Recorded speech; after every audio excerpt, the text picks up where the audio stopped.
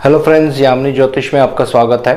तो आज दोस्तों मैं आपको मैरिज से रिलेटेड यानी मैच मेकिंग से कुछ रिलेटेड कुंडली मिलान जिसको कहा जाता है उसके बारे में कुछ और जानकारी आपको देने जा रहा हूं, जो कि बहुत इम्पॉर्टेंट है और बहुत ही यूनिक टेक्निक है। इसको ध्यान से आप समझने की कोशिश कीजिए।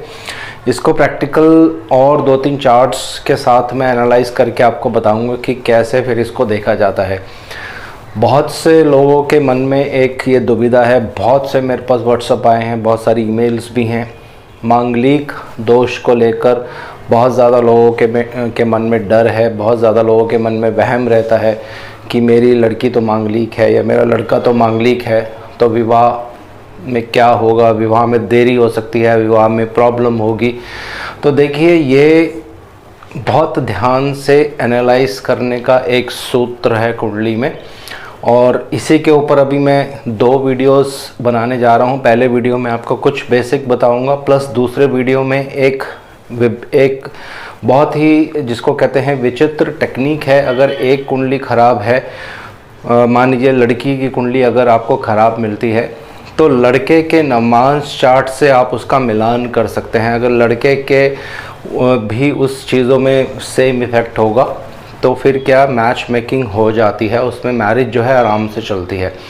तो आइए वीडियो आरंभ करते हैं। वीडियो आरंभ करने से पहले बहुत बहुत धन्यवाद जो लोग मेरा चैनल सब्सक्राइब कर रहे हैं, और आशा करता हूँ ऐसे ही आप मेरी वीडियोस को लाइक करते रहेंगे और शेयर करते रहेंगे अपने फ्रेंड्स, अपने रिलेटिव्स के साथ। एक मैंने अपना नया चैनल स्टार्ट किया है फ्रेंड्स, सिया एस्ट्रोलॉजी के नाम से। उसमें सारी वीडियोस जो होंगी इंग्लिश में होंगी। अभी रिसेंटली एक ही वीडियो उस पर अपलोड हुई है, लेकिन जैसे जैसे आप लोगों का सपोर्ट मिलता जाएगा तो उसमें और बहुत अच्छे नए नए टॉपिक्स भी हम कवर करने वाले हैं, और बहुत डिटेल्स में उसमें आपको टेक्निक्स के बारे में बताएंगे हम।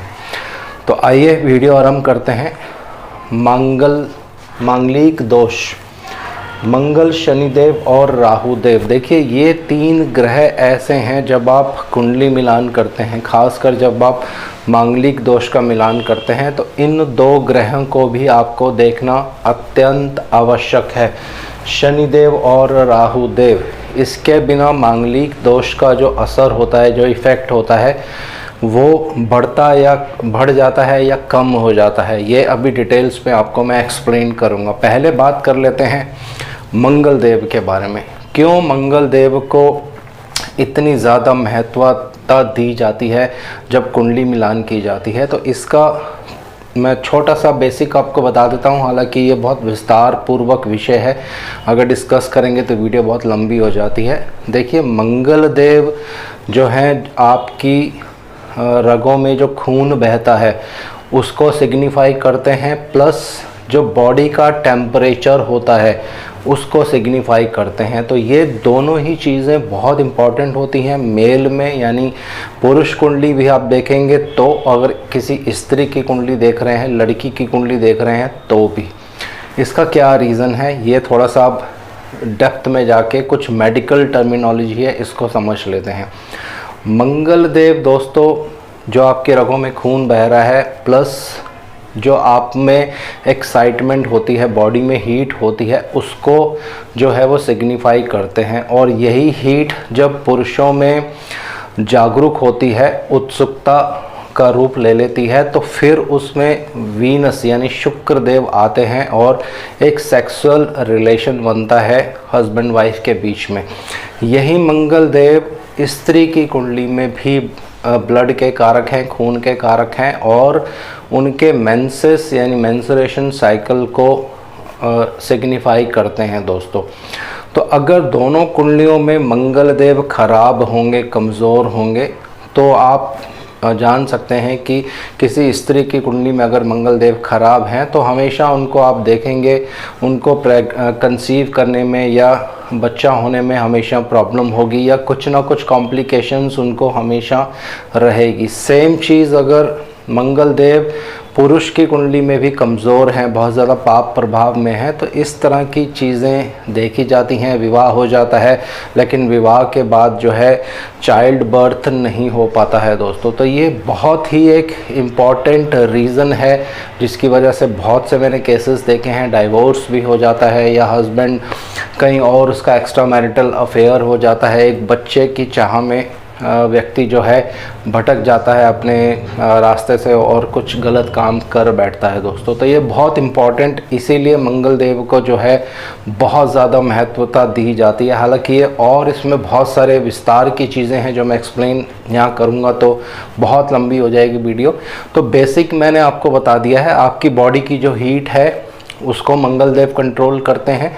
तो शुक्र देव से भी पहले मंगल देव जब तक आपकी बॉडी में हीट नहीं पैदा करेंगे, फिर वो हीट जो है शुक्र देव में जाती है, फिर एक सेक्सुअल रिलेशन बनता है हस्बैंड वाइफ में, जिससे एक नई आत्मा इस जीवन में आता है, एक नया शरीर जो है इस जीवन में आ जाता है उन दोनों के माध्यम से। तो मंगल देव को इसलिए बहुत ज़्यादा इम्पोर्टेंस जो है दी गई है जब मांगलिक के बारे में बात करते हैं। अब मांगलिक दोष जो है किन किन भावों में बनता है, ये ऑलरेडी इस पे ऊपर मेरी बहुत सारी पहले वीडियोस हैं, लेकिन आज एक डिफरेंट ढंग से आपको मैं बता रहा हूँ। सबसे पहले अगर आप कुंडली का 12वां भाव देखेंगे, देखिए ये जो कुंडली का है ये 12वां भाव है, जिसको मैं इंग्लिश में लिख देता हूँ 12th। और यहाँ पे अगर मंगल देव किसी की कुंडली में है तो उनको मांगलिक की श्रेणी में मांगलिक की श्रेणी में लिया जाता है दोस्तों। 12वें भाव से आप क्या देखते हैं? 12वां भाव जो होता है एक हस्बैंड वाइफ का बेडरूम प्लेजर है, जहाँ पे दोनों का मिलन होता है या दोनों एक साथ जहाँ सोते हैं। यहाँ पे जब मंगल देव आ जाते हैं दोस्तों तो क्या होता है, दोनों में डिफरेंसेस आने शुरू हो जाते हैं, मनमुटाव पैदा हो जाता है। और इसका रिज़ल्ट क्या होता है, 12वां घर जो होता है हस्बैंड वाइफ के बीच में एक बाहरी तीसरे व्यक्ति की एंट्री हो जाती है। अगर आपका रिलेशन अच्छा नहीं है तो आप देखेंगे कि हस्बैंड का रिलेशन कहीं और बन जाएगा, या हस्बैंड अगर वाइफ को अच्छे से ट्रीट नहीं कर रहा है तो वाइफ का रिलेशन कहीं और बन जाता है। उसमें और बहुत सारे कॉम्बिनेशंस जो हैं देखने पड़ते हैं। शुक्र देव बहुत इंपॉर्टेंट वहाँ पे रोल प्ले करते हैं। तो मंगल देव को इसीलिए 12वें घर में जब वो रहते हैं तो बहुत ज़्यादा मेलेफिक नहीं माना जाता है, क्योंकि एक ये जल भाव है, उनका जो गुस्सा होता है, उनका जो एग्रेशन होता है वो काफ़ी हद तक शांत हो जाता है। तो यहाँ पे मंगल देव को 50% माना जाता है। अगर कुंडली में मंगल देव आपके 12वें भाव में है तो आप 50% मांगलिक दोष की श्रेणी में आते हैं। तो इसी तरह से जब आप दूसरी कुंडली देखेंगे, लड़की की कुंडली देखेंगे, उनके भी 12वें भाव में अगर मंगल देव होंगे तो फिर दोनों कुंडलियां मैच हो जाती हैं। लेकिन इसमें एक और रूल है, जैसे कि मैंने आपको बताया था, एक नई टेक्निक है। अगर लड़के की कुंडली में 12वें भाव में मंगल देव हैं और लड़की के D30 चार्ट में, त्रिशांशा चार्ट जिसको कहा जाता है, वहाँ पे 12वें भाव में अगर मंगल देव, शनि देव या राहु देव होंगे तो ये दोनों कुंडलियाँ बैलेंस हो जाएंगी दोस्तों। फिर आपको चिंता करने की ज़रूरत नहीं है, मांगलिक दोष आपका अपने आप ही परिहार हो जाएगा। बहुत से समय पहले जब कंप्यूटर्स वगैरह नहीं रहते थे, कुंडली मिलान की इतने ज़्यादा चीज़ें नहीं होती थी, तो सिर्फ लड़का लड़की एक दूसरे को देखते थे, और लड़का लड़की भी नहीं देखते थे, उनके माता पिता ही रिश्ता तय कर देते थे और विवाह हो जाता था। और अक्सर आपने देखा होगा लंबे समय तक वो विवाह जो है चलता है दोस्तों। तो बहुत से ऐसे कुंडली में योग होते हैं, अगर आप मांगलिक हैं लेकिन आप नॉन मांगलिक व्यक्ति से विवाह कर लेते हैं तो अपने आप उसका परिहार कहीं ना कहीं होता है। वो D30 chart plus D9 chart, नवमान चार्ट में देखने को मिल जाता है। लेकिन आजकल का युग जो है कंप्यूटराइज युग है, सबके पास date of birth, time of birth होती है अपनी, तो कुंडली मिलान करना थोड़ा सा एक सेफ साइड रहती है कि इस तरह के कोई नेगेटिव योग तो नहीं है कुंडली में। तो 12वें घर में मंगल देव, आप 50% मांगलिक दोष की श्रेणी में आते हैं। यहाँ से मंगल देव 12वें घर में जब बैठते हैं दोस्तों, तो ये खर्चा बहुत करवा सकते हैं, किसी तरह की डिजीज़ आपको दे सकते हैं, किसी तरह की बीमारी भी आपको दे सकते हैं। तो ये फर्दर फिर फलित होता है, जो मंगल देव अगर 12वें घर में रहेंगे तो ये उसका फलित होगा। अब मान लीजिए किसी की कुंडली में ये लगन भाव है और यहाँ पे मंगल देव आ जाते हैं, तो एक चीज़ अभी मैं बताना भूल गया शनिदेव और राहु देव के बारे में, वो मैं दोबारा से यहाँ बता देता हूँ। अगर मान लीजिए आपकी कुंडली में मंगल देव 12वें भाव में है तो आप मांगलिक बन जाएंगे। अगर यहाँ पे मंगल देव के साथ में शनिदेव आके विराजमान हो जाए तो फिर ये मांगलिक जो है उग्र रूप ले लेता है दोस्तों, फिर प्रॉब्लम बहुत ज़्यादा बढ़ जाती है। अगर राहु देव भी यहाँ पे आके बैठ जाएं, शनि देव ना हो, खाली मंगल देव राहु देव हों, दोनों एक साथ हों, तो भी बहुत ज़्यादा प्रॉब्लम हो जाती है। लेकिन अगर सिर्फ मंगल देव यहाँ पे हैं अकेले, तो शनि देव अगर इस भाव में आ जाएं तो भी मांगलिक दोष बहुत ज़्यादा खराब करने वाला यहाँ बन जाएगा दोस्तों।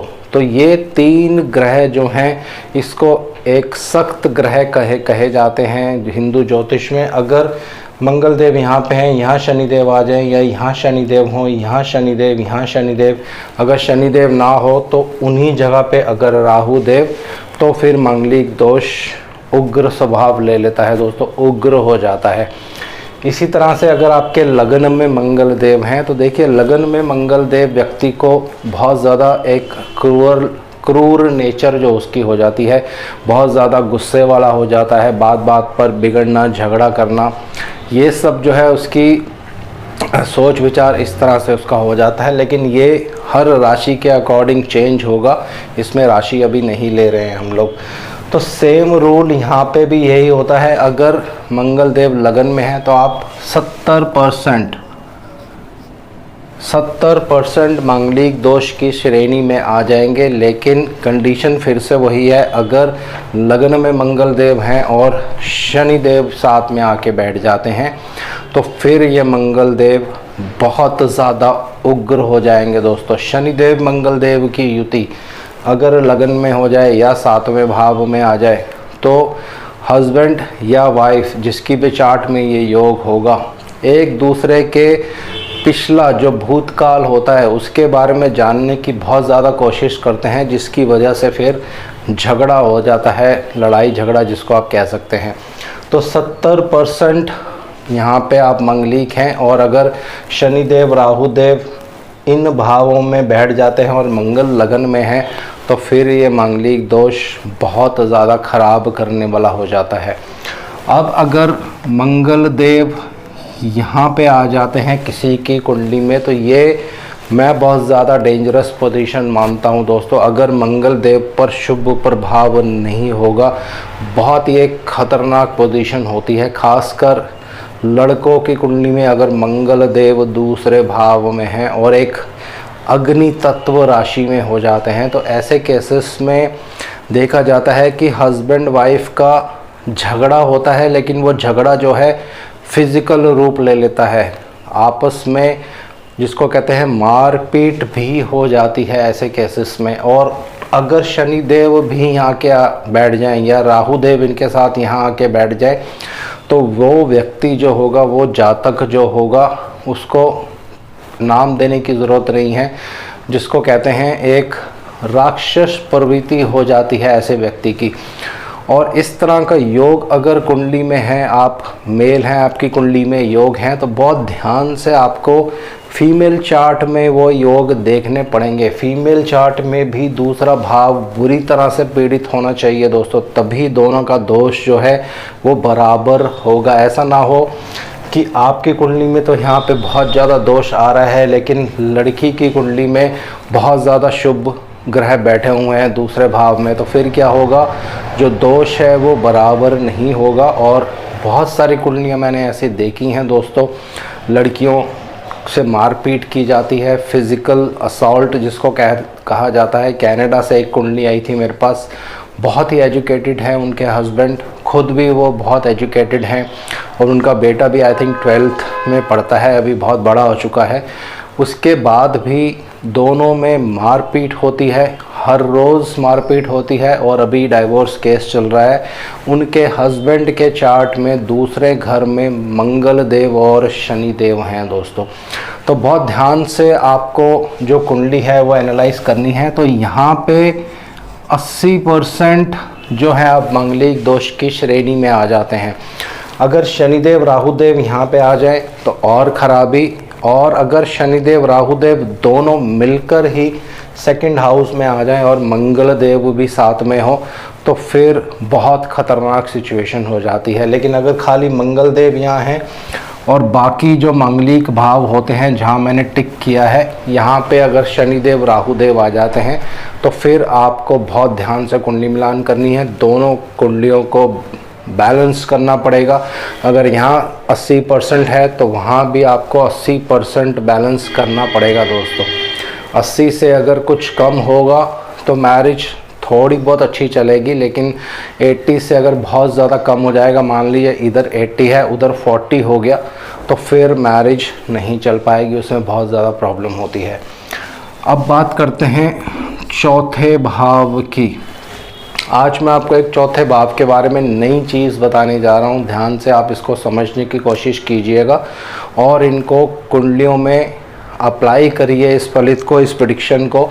बिल्कुल बहुत अच्छे आपको रिजल्ट मिलने वाले हैं। चौथा घर आप सब लोग जानते हैं, आपके सुख, आपकी खुशियाँ, आपकी व्हीकल्स, आपकी प्रॉपर्टी, आपकी माता, ये सब हर बुक हर वीडियो में दिया रहता है। लेकिन चौथा घर जो होता है, जहाँ पे आप अगर एक जॉइंट फैमिली में रहते हैं, आपकी वाइफ, आपके मम्मी पापा, आपके ब्रदर्स या कोई भी साथ में रहता है, वो सब बैठ के जब इकट्ठा खाना खाते हैं, वो चौथे भाव से देखा जाता है दोस्तों। जिनके चौथे भाव में बहुत ज़्यादा पाप प्रभाव होगा, आप कुंडलियाँ चेक कर सकते हैं उन लोगों की, कभी भी एक साथ फैमिली मेम्बर्स बैठ के खाना नहीं खाएंगे। या अगर चौथे भाव में मंगल देव हैं आपके पति देव की कुंडली में, तो जैसे ही आप उनके साथ खाना खाने के लिए बैठेंगी तो वाद विवाद जो है शुरू हो जाता है दोस्तों।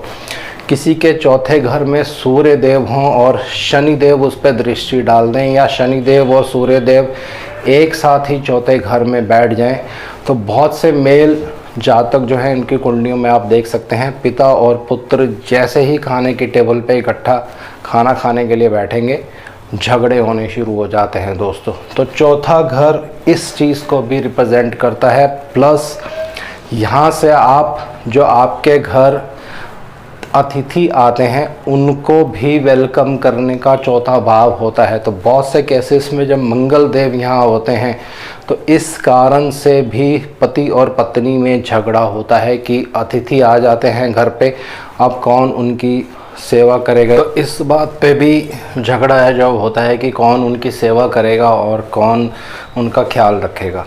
इस योग को भी आप देख सकते हैं, अगर मंगल देव चौथे भाव में है तो किसी को अगर आप गिफ्ट दे रहे हैं तो फिर भी हस्बैंड वाइफ में कुछ तनातनी या कुछ तनाव रहता है कि ये गिफ्ट नहीं वो गिफ्ट देना चाहिए। तो ये सब चीज़ें चौथे भाव से देखी जाती हैं। तो अगर मंगल देव यहाँ पे हैं, खराब राशि में हैं, तो आप मान के चलिए कि आप मांगलिक दोष के 90% श्रेणी में आ रहे हैं, 90%। और अगर साथ में राहु देव भी यहाँ पे आ जाएं या शनि देव इनके साथ यहाँ आके विराजमान हो जाते हैं, तो फिर जिसको कहते हैं, बहुत से लोगों के मुख से आपने सुना होगा कि मेरा घर तो नरक बन चुका है। बहुत सी कुंडलियाँ मेरे पास आती हैं और इस तरह की जो लैंग्वेज है व्यक्ति यूज़ करता है कि बिल्कुल सुख शांति नहीं है घर में, एक नरक की तरह हम घर में जी रहे हैं, हर रोज़ झगड़ा होता है, मार पिटाई होती है। तो इस तरह के कॉम्बिनेशन अगर चार्ट्स में है और ये कॉम्बिनेशन अगर मान लीजिए शनिदेव, राहुदेव और मंगल देव तीनों एक साथ चौथे भाव में आ जाएं, तो फिर बहुत ही डेंजरस कॉम्बिनेशन जो है ये बन जाता है। तो आज मैं अब वीडियो को यहीं विराम दे रहा हूँ दोस्तों। 7वें भाव और 8वें भाव के बारे में सेकंड वीडियो में चर्चा करेंगे, प्लस आपको एक आधा कोई एग्जाम्पल कुंडली जो मेरे पास होगी जिसकी वजह से हस्बैंड वाइफ में बहुत ज़्यादा तनातनी या बहुत ज़्यादा तनाव की सिचुएशन जब बन जाती है, ये आपको मैं डिटेल्स में बताऊंगा। तो आज के लिए इतना ही दोस्तों। शनिदेव से मैं आग्रह करता हूँ सबके घर में सुख और शांति बनाए रखें। जय शनिदेव।